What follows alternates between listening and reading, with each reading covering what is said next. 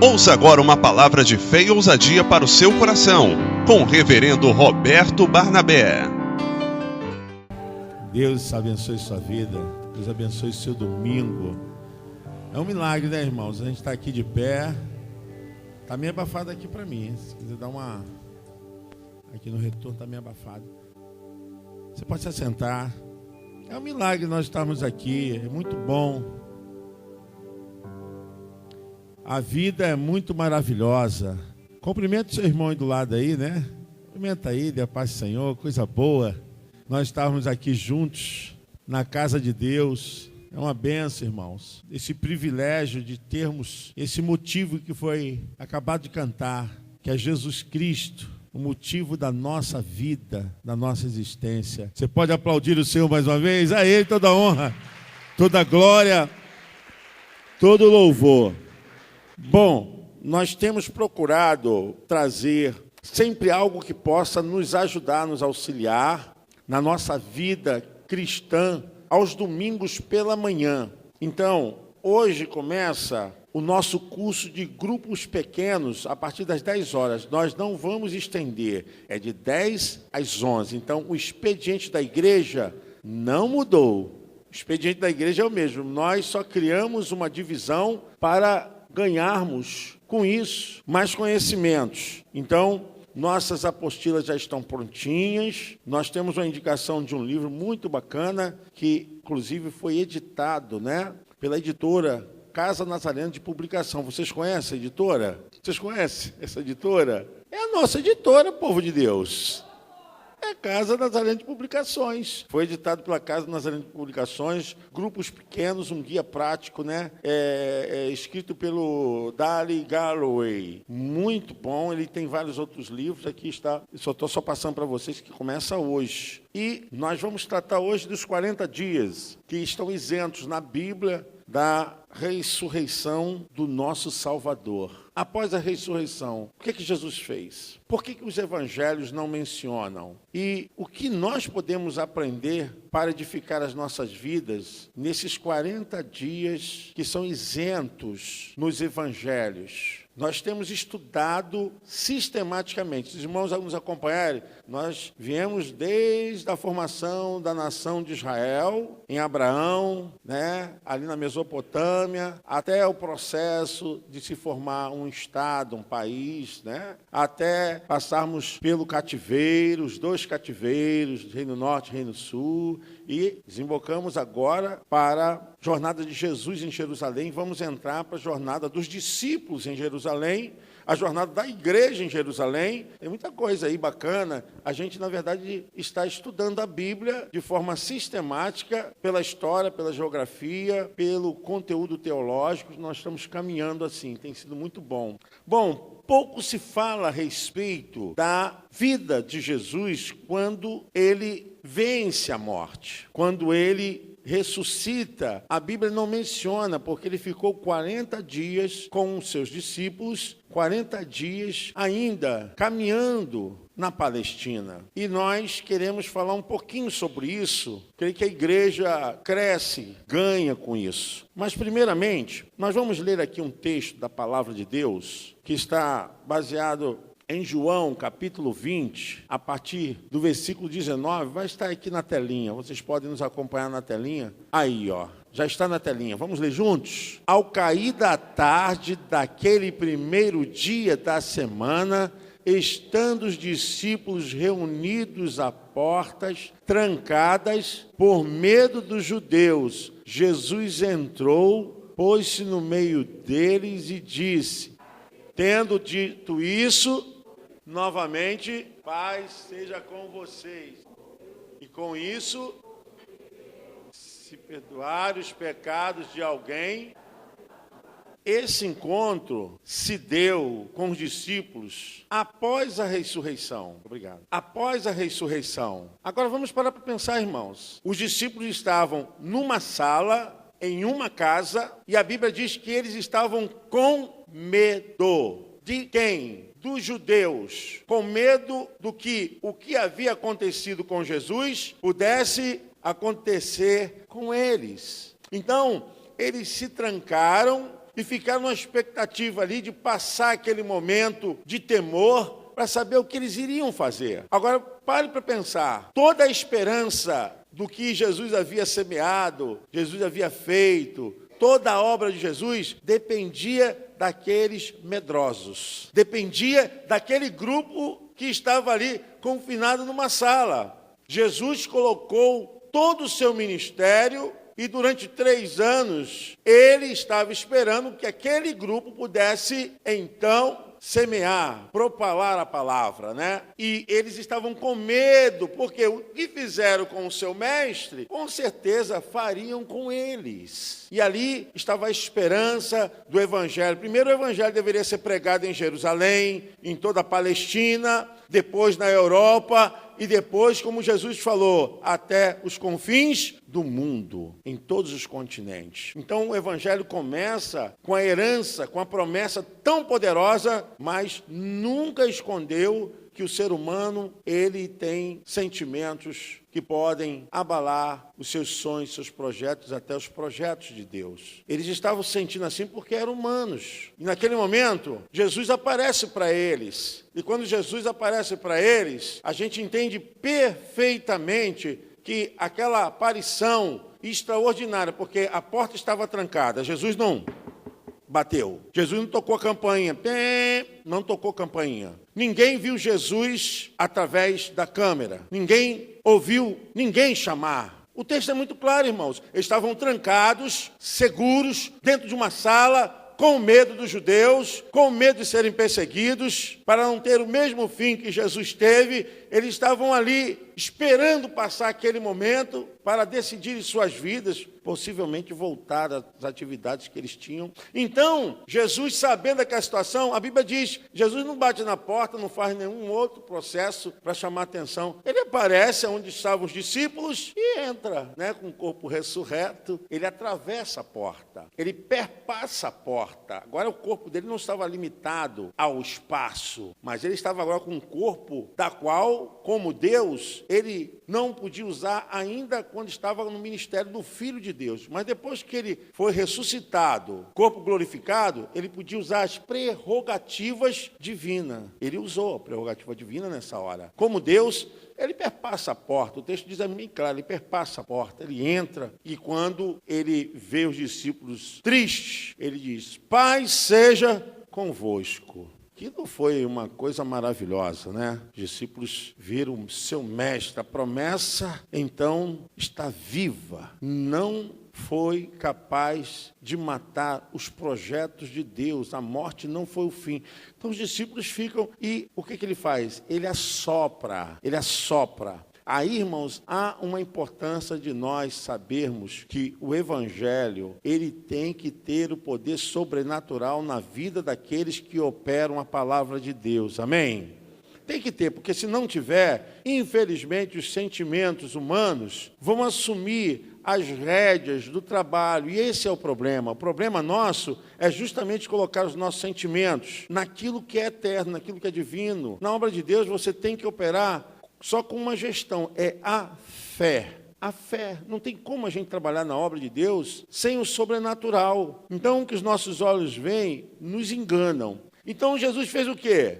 Aquele momento, Jesus deu um pequeno Pentecostes para eles. Foi um pequeno Pentecostes. Aquilo foi o antigozo do Pentecostes. Ali foi o revestimento do Espírito Santo que eles receberam, para poderem sair daquela sala, porque estavam dentro da sala, eles tinham que sair dali. Olha só, como os 40 dias de Jesus, vocês peguem a visão, esse viés. O que Jesus, então, esteve fazendo durante os 40 dias, antes da sua ascensão? Com certeza, irmãos, ele estava se reunindo com os seus discípulos, fazendo uma avaliação total da sua obra, e agora ele com o corpo ressurreto como Deus, fazendo com que eles crescem na promessa da vida futura e todos os projetos de Deus. Jesus não perdeu tempo com nenhuma outra coisa, a não ser com os seus discípulos. Os 40 dias foram 40 dias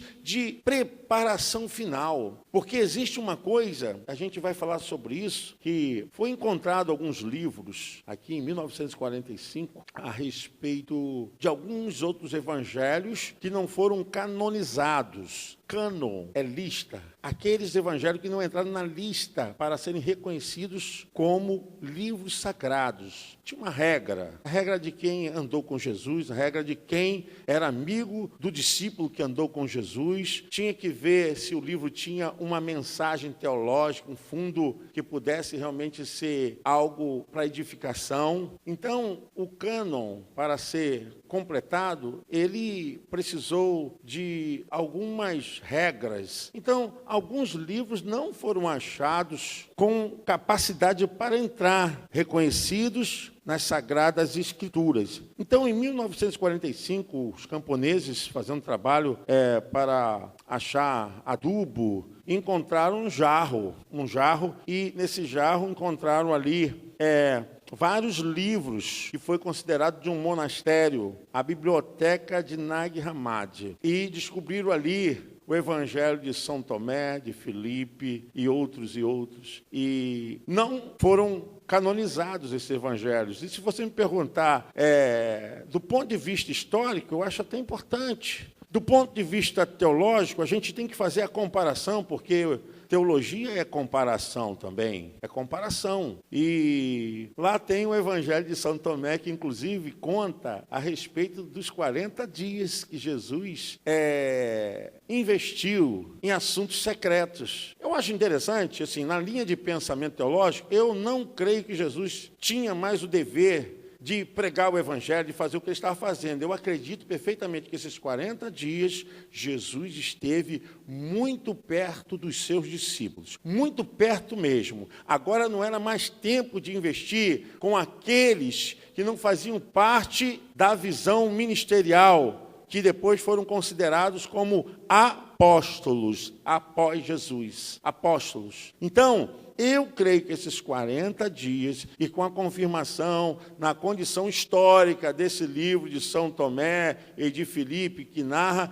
que Jesus esteve tratando de assuntos mais relacionados ao ministério que iria surgir após a sua ascensão. Então, eu acho que tem uma força muito grande a visão dessa tese, e eu concordo porque Jesus já havia complementado todo o seu ministério. Quando ele estava na cruz, ele falou: Pai, tudo está com... Então não tinha mais o que fazer, uma vez que a justiça de Deus já havia caído sobre a terra. A justiça de Deus já havia conquistado o seu objetivo. Agora é uma fase de quem? Dos discípulos. Os discípulos precisavam. Por isso eu vejo perfeitamente a visão de que Jesus esteve os 40 dias envolvido com os últimos detalhes da obra que seria feita através dos discípulos, porque ele estava perto de ser assunto aos céus. Ele seria agora aquele que se assentaria ao lado do Pai e não voltaria mais aqui fisicamente, não estaria mais com seus discípulos fisicamente. Então, ele tinha 40 dias para fazer uma análise junto com os seus discípulos, para provocarem neles a capacidade de vencer o medo, de continuar a obra. Irmãos, é muito, muito, muito maravilhoso quando você vai ver João 3. Quando você vê João 3, você começa a ver que aqueles discípulos que estavam em João 20, ou melhor, Atos 3, João 20, não são os mesmos discípulos que estão em Atos 3, completamente diferentes. Enquanto eles estavam em João 20, verso 19, com medo, em Atos 3, eles estavam arriscando suas vidas, não tinha medo do sinédrio, não tinha medo dos guardas romanos, não tinha medo de ninguém. Pedro diz, olha, importa obedecer a Deus do que obedecer aos homens. Olha só, porque esse ato, esses 40 dias, foram suficientes para convencê-los, e o revestimento que eles receberam, como eu disse para vocês, do antegozo do Pentecostes, eles receberam. Isso foi suficiente para dar a eles força, para quebrarem todas as cadeias invisíveis na mente. Porque o Evangelho, irmãos, estava na mão desses homens. Se esses homens falhassem, todo o trabalho que Jesus fez com eles cairia por água abaixo. encerraria todo o ministério de Jesus, mostrando o fracasso dos discípulos. Então, durante esses 40 dias, eles se reuniram e de forma que Jesus ensinou coisas secretas, coisas misteriosas a respeito do reino, que só poderia ficar entre eles para que eles não desistissem. Amém? Você pode dizer glória a Deus? Pode aplaudir o Senhor?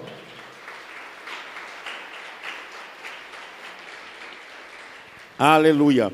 A gente tem que analisar aqui algumas coisas que são importantes dentro desse viés. A primeira coisa foi a comprovação que o registro que tem o maior peso arqueológico, histórico, bibliográfico, são os evangelhos. Os evangelhos são a maior fonte de informação a respeito da obra que Jesus fez, e principalmente da sua ressurreição. Se você quiser anotar, pode anotar, porque não está na telinha. Mas anota, eu acho importante você estudar. Nós estamos aqui num processo de crescimento, acho importante. A comprovação de que o túmulo ficou vazio, que Jesus havia ressuscitado, que o seu corpo não havia sido roubado e nem que ele usou alguma estratégia que pudesse enganar as pessoas. Não, verdadeiramente, o corpo físico de Jesus foi realmente levado ao fim da sua existência, mas o espírito e a sua alma estavam completamente guardados, ao ponto que o próprio Pedro diz que Jesus foi nas camadas.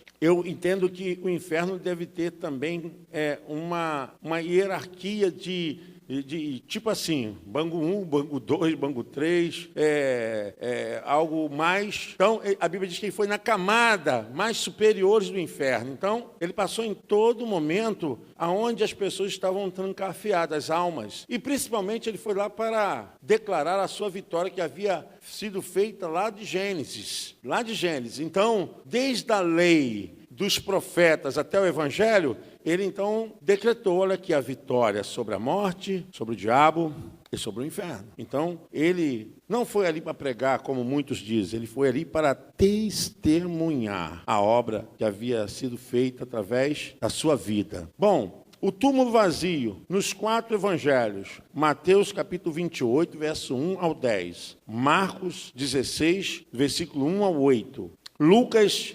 24, do 1 ao 12, e João capítulo 20, verso 19, verso 20. Nos 4 evangelhos, há então a semelhança da prova de que Jesus havia sido ressuscitado. Então, não tem como.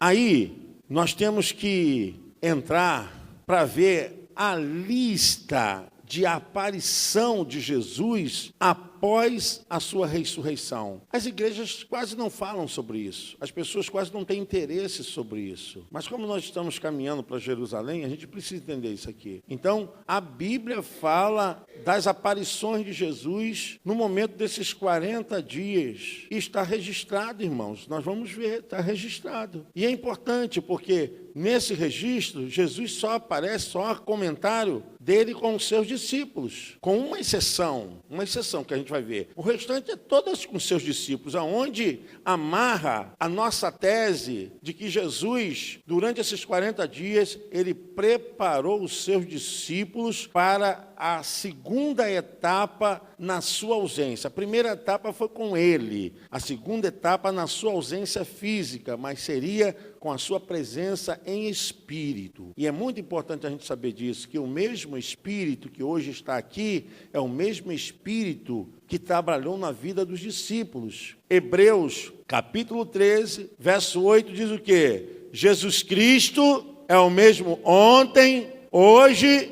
Então, quando a gente pensa assim no Espírito Santo, pensa o seguinte, no Jesus invisível. É o Jesus invisível, porque eles andam em unidade, por isso que se chama trindade, triunidade, né? Mas vamos começar a entender que durante esses 40 dias, a Bíblia só registra que Jesus apareceu para os seus discípulos, com uma exceção, que a gente vai ver aqui. Mas vamos ver, olha, nessa lista de aparição de Jesus, Jesus aparece para Maria Madalena no jardim onde ficava o sepulcro, lá em Jerusalém. Marcos, capítulo 16, do 9 ao 11, e João 20, do 11 ao 18. Primeiro, apareceu a 2 discípulos no caminho de Emaús. Marcos 16, 14 e Lucas 24, 13 ao 32. Bom, isso foi no mesmo dia.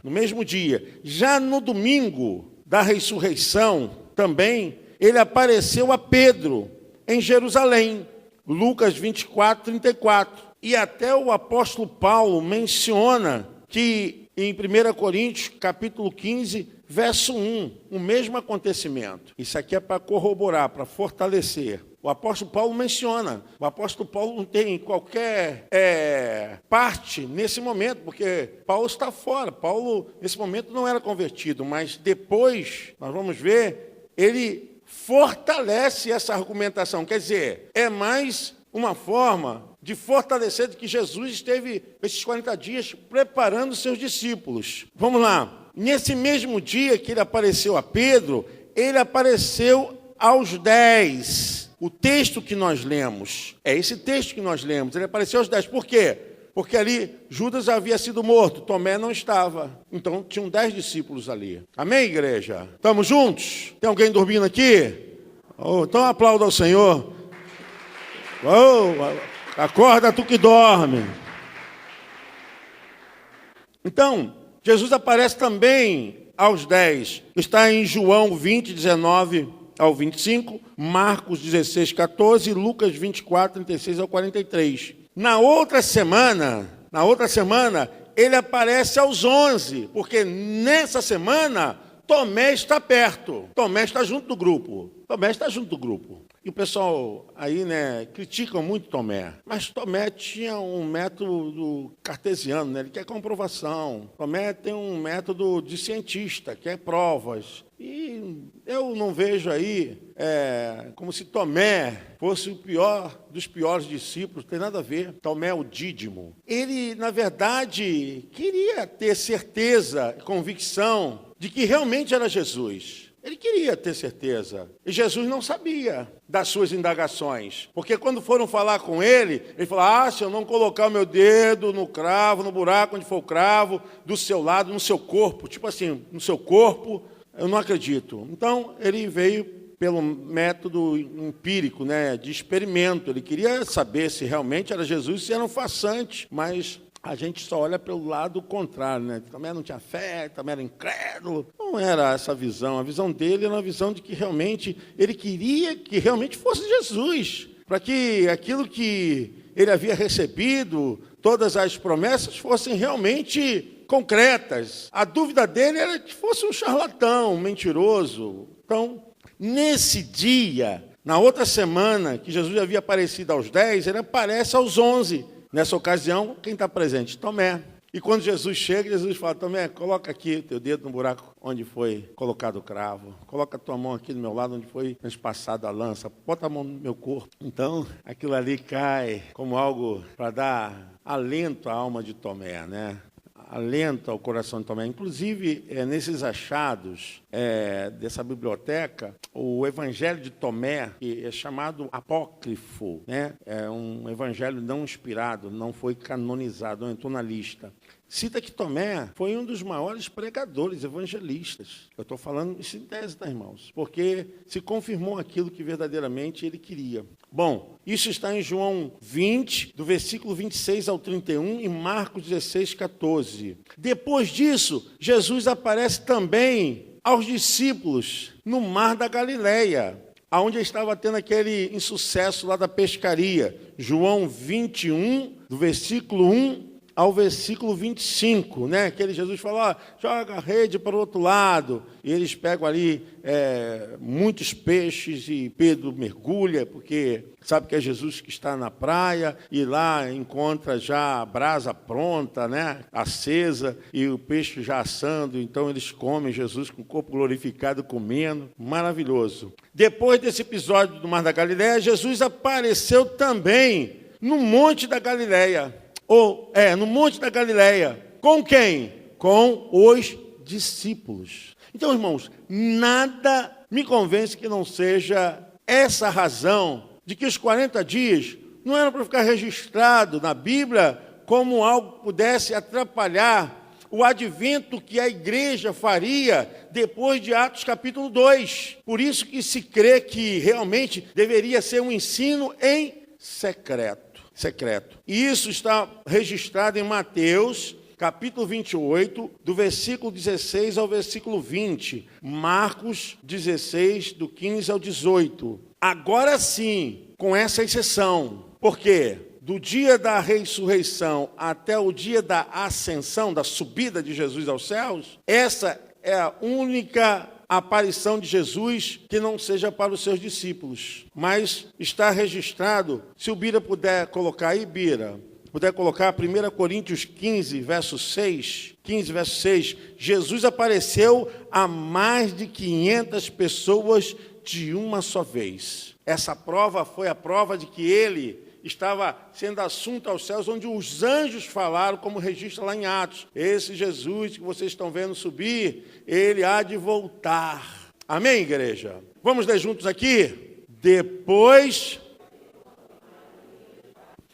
Então, Paulo está registrando o momento da ascensão de Cristo, a subida de Cristo, que ele foi visto por mais de 500 pessoas. Agora, Paulo faz menção também, se o Bira puder colocar, 1 Coríntios 15, verso de número 4.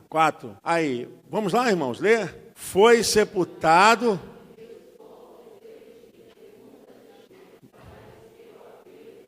Mais um registro que Paulo faz. Mais um registro. Quem está fazendo esse registro? Não é nenhum escritor dos evangelhos, porque os evangelhos começaram a ser escritos depois da morte de Jesus, 70, 60 anos. Começaram os documentos a serem transformados em registros da biografia de Jesus. Mas Paulo está fazendo isso aqui bem depois. A respeito de quê? Da confirmação do que havia acontecido e a prova de que Jesus também foi visto a Pedro e também aos outros discípulos. Antes da ascensão, da subida, Jesus apareceu aos seus discípulos no Monte das Oliveiras, como nós vimos, e está em Lucas 24, do 44 ao 51, Atos capítulo 1. Atos capítulo 1, pode colocar, Bira, Atos capítulo 1, do versículo 3 ao versículo 9. Irmãos, eu estou fazendo todo esse documentário com base bíblica. Não estou citando nenhuma outra fonte. Vamos ler aqui? Depois do seu sofrimento, estava...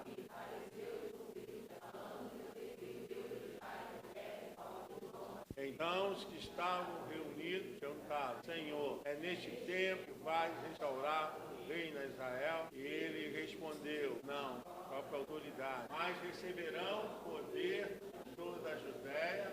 Tendo dito isso, na nuvem, a gente percebe aí que não tem para onde a gente fugir da realidade. Esses 40 dias foram de total investimento. Os últimos detalhes de que eles teriam que levar as boas novas, revelação do Pai a todas as pessoas. Por que que começa em Jerusalém? Porque precisava ser enaltecido e quebrado aquela envergadura da falta de reconhecimento que os fariseus, que os sacerdotes, os escribas tiveram a respeito da sua identidade. Começa ali, porque tinha que tirar aquela visão ainda da tradição judaica. O evangelho é o que, irmãos? É as boas novas. As boas novas, é a mudança, é o Novo Testamento. O Velho Testamento não resolveu, mas foi o começo. Foi o começo. E o sangue de Jesus pegou também lá o Velho Testamento. Então, o Velho Testamento foi justificado pelo Novo. O Novo deu razão do Velho. Por isso, Jesus quer começar em Jerusalém para provar essa identidade e a prova do seu ministério, que era um ministério que venceu a morte, né? Paulo diz nas suas cartas, a gente vai ver, eu não quero pensar em outra coisa a não ser em Jesus ressuscitado. Por quê? Porque era vertente naquele momento do anúncio para quebrar a tradição. Ele não estava falando de um Jesus morto, de um Jesus que estivesse lá apodrecido no sepulcro. Não, ele fala, olha, não quero pensar em outra coisa a não ser no Jesus ressuscitado. Amém, igreja? Você pode aplaudir o nome do Senhor? Glória a Deus! Bom, ainda tem uma aparição. Essa aparição final, né? Jesus apareceu para alguém. Foi um trabalho maravilhoso. Ele apareceu para Paulo, era Saulo. Ele apareceu para Saulo, lá em Atos capítulo 9. E ele aparece para Saulo. Saulo tinha carta para perseguir os cristãos. E Saulo fazia isso em nome de Deus. Seria muito bom a gente estudar uma jornada da vida de Saulo de Tarso. Gente, é fantástica a caminhada e ver nesse homem o maior campeão do Evangelho, apóstolo Paulo, fantástico, a sua nacionalidade, todo o processo dos seus estudos, seus conhecimentos no grego, no hebraico, a sua história de estudo com Gamaliel, os seus conhecimentos fantásticos. E por que ele tinha essa autorização para perseguir? Porque ele era religioso. Estava indo contra alguém que pudesse ir contra Deus. Mas, na verdade, ele estava indo contra Deus, sem saber. E quando ele tem carta para perseguir os cristãos, e indo, ele, no caminho de Damasco, recebe aquele clarão de luz, né? Só ele vê, só ele ouve. O texto é muito claro, a conversão de Saulo para Paulo é fantástico, é uma conversão muito tremenda. Então, nesse momento, após a ressurreição de Jesus, por uma última aparição, Jesus aparece para Paulo. Ele já havia sido subido aos céus, mas ele aparece para Saulo. Está lá, está escrito, irmãos. Ele apareceu. E não só apareceu. Quando você vai estudar a carta aos Gálatas é o momento que Paulo tem frustração, que o Espírito Santo impede dele fazer uma obra e diz, olha, fica na Galácia, lá na Europa. Fica na Galácia, fica aqui e... Paulo diz mesmo, está escrito lá, irmãos, estudem para vocês verem. O próprio Senhor Jesus Cristo me ensinou. Está escrito. E a última aparição que Jesus fez foi justamente para Paulo. Para Paulo. Eu gostaria de ler, é um texto um pouquinho grande, mas a gente tem uns 5 minutinhos. Eu acho importante, porque eu estou caminhando com vocês debaixo de registros bíblicos. Eu não saí da Bíblia, em nenhum instante. Estou caminhando pelos registros da Bíblia. E se a gente puder, a gente ler esse texto da conversão de Paulo, que é em Atos dos Apóstolos, capítulo 9, a partir do versículo 1 ao 19, para a gente fechar. Eu acho interessante por quê? Porque ninguém pode frustrar os planos do Deus eterno. Amém, igreja?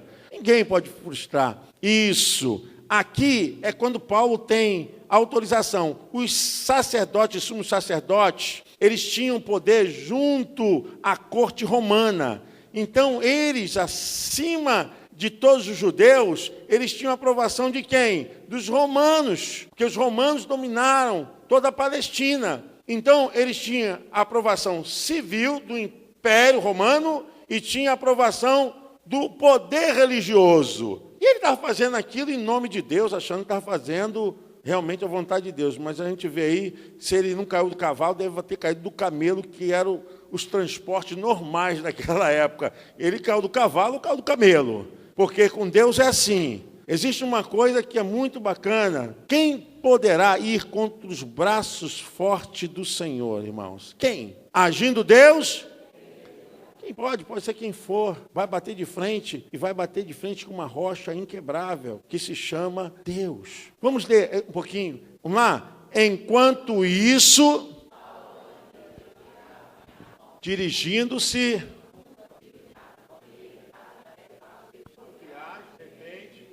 ele caiu por terra.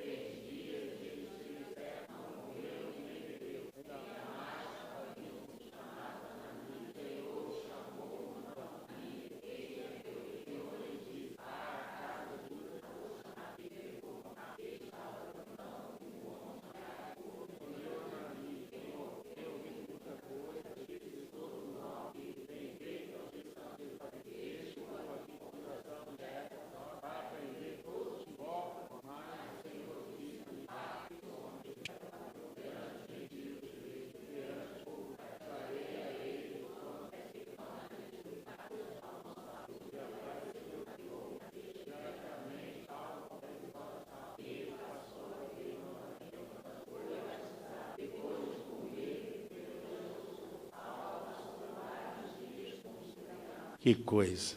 Amém, irmãos? Vocês podem aplaudir o Senhor? Tremendo. Agora, não é por menos que Ananias, ele, como profeta de Deus, ele disse: Senhor, esse homem é perigoso, esse homem persegue, mata os cristãos. Vai, porque esse será para mim um vaso de bênçãos em minhas mãos. E foi mesmo, irmãos. Olha, se vocês estudarem a vida do apóstolo Paulo, não tem como admitir que as doutrinas que nós usamos hoje, os conhecimentos, as cartas, são todas elas ainda com toda a vigência, com tanta presença. Digo a vocês que se não fosse o apóstolo Paulo, a igreja não teria doutrina. A doutrina vem das cartas de Paulo, os ensinamentos, e ele deixa um legado muito tremendo. E por último, Jesus apareceu a ele. É muito interessante isso. Gente, vale a pena a gente estudar a caminhada de Jesus. Nós daqui a pouco vamos encerrar, talvez, eu creio que é domingo que vem nós vamos encerrar. Vamos iniciar a jornada dos discípulos. Vamos conhecer os discípulos. Quem foram esses homens? O que eles fizeram em prol do Evangelho? Muito interessante. Muito interessante. A biografia dos discípulos de Jesus. Então nós vamos caminhar, depois nós vamos fechar com a jornada da igreja em Jerusalém e depois nós vamos analisar outras coisas até chegarmos no Apocalipse. Nós pegamos de Gênesis e vamos parar no Apocalipse com a jornada de toda essa estrutura em Jerusalém e na Palestina, só que agora a gente vai entrar a jornada de Jerusalém em toda a Europa. Vamos entrar na Europa agora com os discípulos, né? Com o discípulo Paulo. Paulo, como diz o texto, ele foi que quebrou aquele momento de ficar só em Jerusalém, porque agora tinha que ir até os confins da terra. E Paulo foi o primeiro a entrar na Europa para pregar o Evangelho. Paulo fez 3 viagens missionárias, né, importantíssimas na história da igreja. Vocês têm que aprender isso, gente. Muito importante. As igrejas que surgiram e todo o processo de crescimento do Evangelho fora de Jerusalém, temos que reconhecer que foi por causa do investimento da vida do apóstolo Paulo. Muito interessante. Primeira viagem, segunda viagem, terceira viagem. E diz até que teve uma 4ª viagem que ele acaba sendo entregue nas mãos de Nero e sendo decapitado. Onde tem um texto lá em Timóteo, capítulo 4, né, o versículo me falha a memória, mas diz: combati um bom combate, acabei a carreira, guardei a fé. O que está me posto agora é a coroa que o justo juiz me dará naquele dia. Então, ele é decapitado. Nero era um paranoico, um borderline, um cara totalmente doente, e persegue os cristãos porque aquilo dava fama. Não só persegue, como coloca os crentes em arenas e solta os leões e acende as cruzes, iluminando as ruas com os corpos dos cristãos. Ele faz um bocado de coisa para chamar a atenção, mas ele era muito louco, muito louco. Bacana a gente estudar também, dentro disso aí a gente vai ver a Era das Trevas, que é justamente a era das perseguições que aconteceram em vários momentos, imperadores contra quem? Contra a igreja. Tem muita coisa interessante que a gente deve conhecer para a gente ficar entendendo que o Evangelho está hoje aqui por causa do poder de Deus. Amém, irmãos? Bom, vamos fazer o ofertório. No final nós vamos fazer a Santa Ceia do Senhor. Eu gostaria que você pegasse seu envelope, seu santo dízimo, nós cearmos depois que fizéssemos o nosso ofertório. E às 10 horas, eu tenho 10 minutos, às 10 horas nós vamos realizar o nosso curso. Está aberto para todos aqui. Grupos pequenos. Como eu posso me capacitar para cuidar de grupos pequenos? Nós vamos estudar à luz da Bíblia. Amém. Amém. Amém. Pode ficar aqui. Irmãos, se vocês tiverem alguma pergunta, é só colocar nesse papel aqui. Se alguém tiver alguma pergunta, está com o Severino aqui. Vocês colocam aí que eu vou responder. Por quê?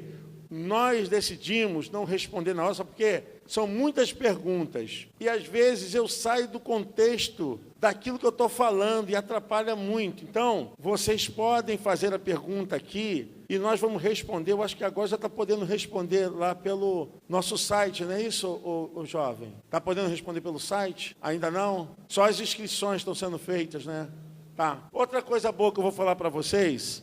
Aí, ó, aí, beleza, isso aí, obrigado. Outra coisa que eu vou falar para vocês é que para se inscrever no curso Pais Doentes, Filhos, Sintomas, tem que se inscrever pelo site. Isso serve para todas as pessoas. Você que é mãe, você que é pai, você que é tio, você que é avô. Olha, é importante você fazer esse curso.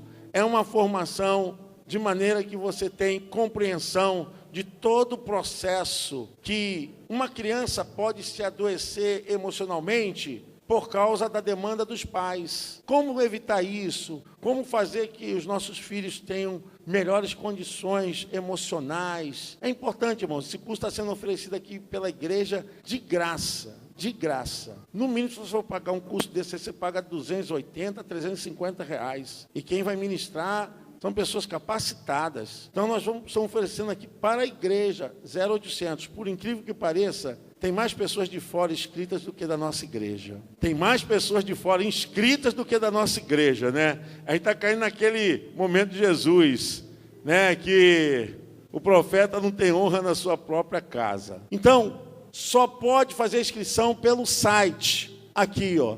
Disponibilizou no site, tem ali, eu sou muito ruim desse negócio de internet, me ajuda aí, um link, né? É link, né? Um link, disponibilizou um link, que você, se entrar na minha página, vocês vão ver lá essa propaganda com esse linkzinho, é só clicar ali, vocês vão lá para a inscrição. Por quê, irmãos? Nós estamos procurando organizar a igreja. Então, quando a pessoa faz ali, já cai no administrador. A gente já sabe controlar, sabe de onde é a pessoa, de que igreja, de onde ela vem. É uma maneira da gente poder também... E outra coisa, só tem 40 vagas, tá? Tá bom, irmãos? Amém? Estamos juntos? Amém. Quero lembrar, irmãos, que aqueles que vão fazer o curso é na sala do UTE. Nós vamos para lá. É importante que você faça. Vai ser um tempo muito bom. Nós vamos ter, se me falha a memória, 5 encontros. Eu conto com vocês, tá bom? Levanta a sua mão. Porque até aqui, e por isso estamos alegres. Até aqui nos ajudou o Senhor. Por isso estamos alegres. Se Deus é por nós, quem será contra nós? Posso todas as coisas naquele que me fortalece. E operando Deus, quem impedirá? E a vitória é nossa pelo sangue de Jesus. E a vitória é nossa pelo sangue de Jesus. Eu e a minha casa servimos ao Senhor. Eu irei adiante de ti. Endireitarei os caminhos tortuosos, quebrarei as portas de bronze, despedaçarei os ferrolhos de ferro, dar-te-ei os tesouros escondidos e as riquezas encobertas, para que saibas que eu sou o Senhor, o Deus de Israel, que te chama pelo teu nome e sobrenome. Antes da bênção, pode aplaudir o Senhor, glória a Deus.